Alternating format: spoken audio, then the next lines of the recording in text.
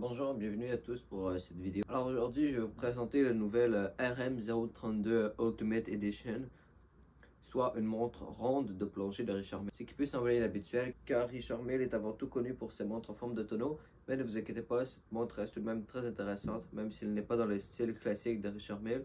Et peut-être que c'est d'une certaine manière, en allant en dehors de barrières qu'ils se fixent habituellement, qu'ils ont été capables de créer quelque chose d'encore plus intéressant, avec un mouvement tout de même remarquable. Alors, la montre, comme vous pourrez le voir à l'écran, possède premièrement la lunette de plongée habituelle, donc unidirectionnelle, car lorsque vous plongez et que vous disposez d'une quantité d'oxygène limitée, eh bien vous ne devez surtout pas reculer le temps, vous indiquant donc que vous auriez plus d'oxygène restant qu'en réalité. Cependant, avancer le temps de trop va seulement vous rendre trop vigilant. Mais il faut tout de même que la lunette puisse aller d'une direction, mais donc en l'occurrence c'est seulement en avançant. Ce qui fait que par exemple, si midi est aligné avec 10, eh bien il va falloir faire un tour complet pour le remettre à 5. C'est d'ailleurs le cas sur la plupart des montres de plongée. Alors maintenant, allons jeter un coup d'œil plus en détail du cadran pour que je vous explique plus en détail ce qu'il se passe. Alors premièrement, à midi, nous avons une grande date, donc comme vous pouvez le voir, formée par deux disques. Ensuite, de midi à 3 heures, nous avons une graduation de lignes d'une substance luminescente qui semble également être appliquée sur le même corps de la lunette. Ça me fait un peu penser de la manière sur laquelle sur la Submariner de Rolex, jusqu'à 15 minutes, la graduation est plus condensée, alors qu'ensuite les intervalles s'espacent. Je ne m'y connais pas énormément en plongée, mais si j'avais à deviner, je dirais que c'est parce que 15 minutes est une durée qui est souvent nécessaire d'être mesurée, et ce avec précision. Ensuite, il y a un indicateur de marche à 3 heures. Si on retourne sur le site de Richard Mille, nous allons probablement pouvoir la voir en mouvement. Alors simplement, elle permet d'indiquer lorsque le mouvement tourne. C'est plus décoratif et esthétique qu'autre chose, car on peut simplement tenter d'actionner le chronographe par exemple, si on veut voir si le mouvement tourne, ou alors observer la seconde, mais c'est tout de même joli comme ajout. Alors voilà, observez, vous pouvez le voir en mouvement. Ensuite, nous avons au centre la seconde du chronographe, qui est une flèche jaune couplée avec un tachymètre. Et puis il y a également la seconde normale, qui elle est grise, jumelée avec les heures. Le chronographe est de 12 heures, et donc le compteur est à 6 heures. Remarquez qu'il n'y a pas, comme dans certains chronographes de 12 heures, un compteur de 30 minutes. Car oui, souvent dans les chronographes, même s'ils sont de 12 heures, on va également mettre un cadran de 30 minutes, puisque 30 minutes est un intervalle souvent nécessaire à calculer. Par contre, il y a aussi les chronographes qui ne sont que de 30 minutes. Mais dans ce cas-ci, il est bel et bien de 12 heures. Et il est flyback, soit retour en vol en français. Ce qui veut dire qu'on peut le réinitialiser alors qu'il tourne encore. Et donc, il va continuer à tourner après qu'on l'ait réinitialisé. Cette fonction est utile lorsqu'on doit chronométrer deux événements à la suite de l'autre, ou alors dans des délais très courts, ce qui fait qu'on n'a pas nécessairement le temps de l'arrêter, de le réinitialiser et puis de le repartir. Et puis bien sûr, même si le chronographe est flyback, on peut également l'utiliser de manière traditionnelle.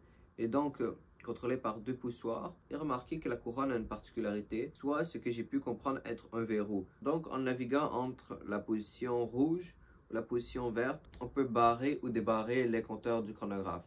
Simplement pour éviter, lorsqu'on est en plongée, d'actionner par accident le chronographe, ce qui pourrait compromettre le mécanisme si de l'eau s'infiltre. Et donc, comme les compteurs du chronographe ne sont pas vissés, eh bien, il ne faut pas les activer dans l'eau. En fait, pour un chronographe, il ne faut jamais utiliser les compteurs dans l'eau. Mais dans certaines montres, comme par exemple la Daytona de Rolex, il est possible de visser les compteurs. Et alors là, même si vous appuyez dessus, ils ne pourront pas être utilisés. Mais donc, comme ce n'est pas le cas sur cette montre, on a mis un système de protection en place pour éviter de par accident actionner les compteurs. Alors, la raison pourquoi j'ai dit que la montre avait tout de même un mouvement intéressant, c'est que c'est un quantième annuel, comme par exemple la Sky Dweller de Rolex. Un quantième annuel, ou parfois aussi appelé calendrier annuel, est une montre qui connaît le nombre de mois dans chaque jour, à l'exception de février.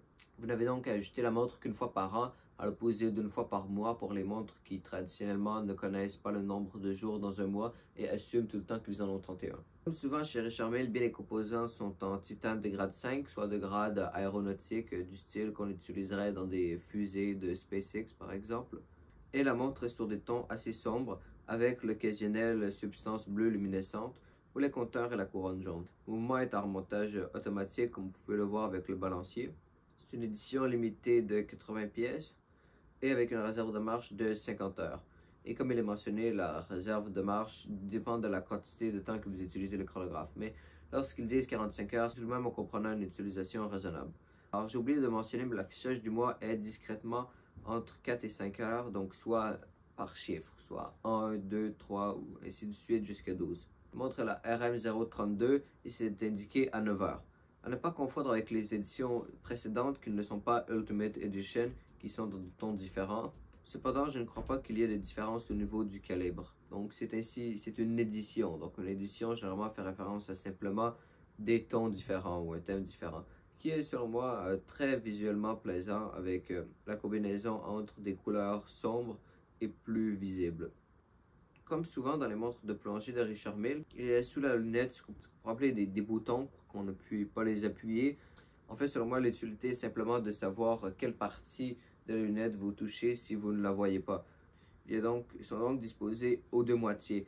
Et pour savoir dans le noir quelle pièce, dans le fond, car ce sont des pièces qui ont été ajoutées sur la lunette, est 60 minutes et laquelle 30 minutes, et bien celle de 60, représentée par un triangle, est appliquée d'une substance luminescente. Alors le prix de la montre est établi à 250 000 $ américains.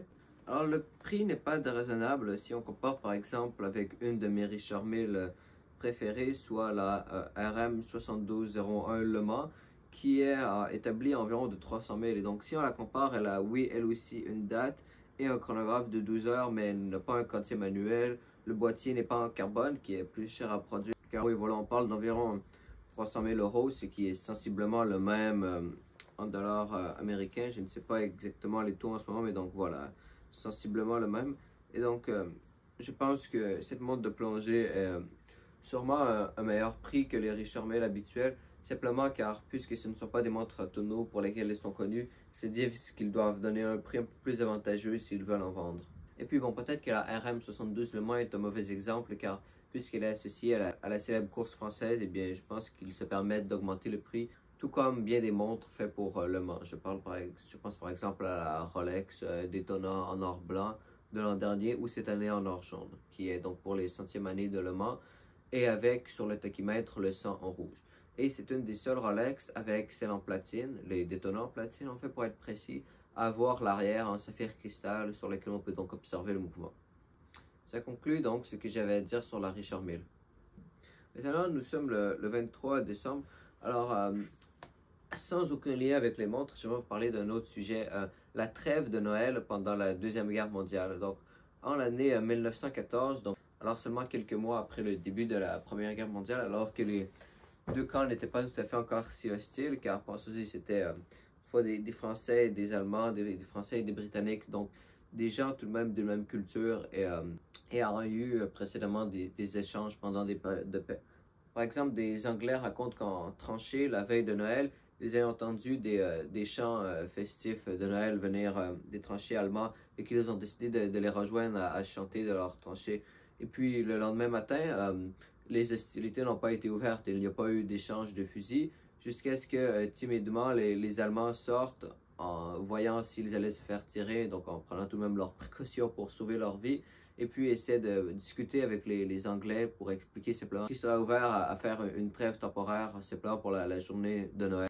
Et donc s'ensuit des échanges plutôt joyeux, des chants de Noël et même une partie de soccer. Donc ce genre de choses prit place un peu partout à travers les tranchées de la Première Guerre mondiale. C'était pas tout le monde qui prépare, mais tout de même une grande partie des soldats. On estime environ 100 000 participants. Alors je trouve que c'est une belle histoire qui montre la puissance de la religion chrétienne de pouvoir simplement arrêter une guerre, ne serait-ce que pendant une seule journée. Cependant, le lendemain, au 25, les hostilités reprirent à peu près partout.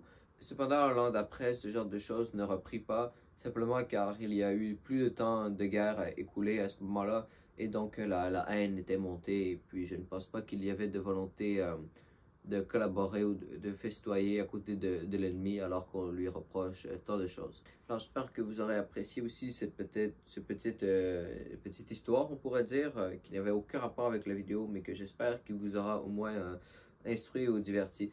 Alors je vous souhaite une joyeuse fête de Noël. 25, il se pourrait qu'une vidéo sorte.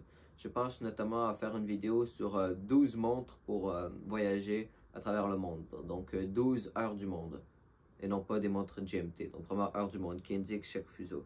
Alors prenez soin de vous, je vous souhaite un joyeux Noël, que Dieu soit avec vous, peu importe lequel il est pour vous ou alors s'il n'existe pas. Pour toujours, ça fait un plaisir pour moi de faire cette vidéo. Et puis à la prochaine.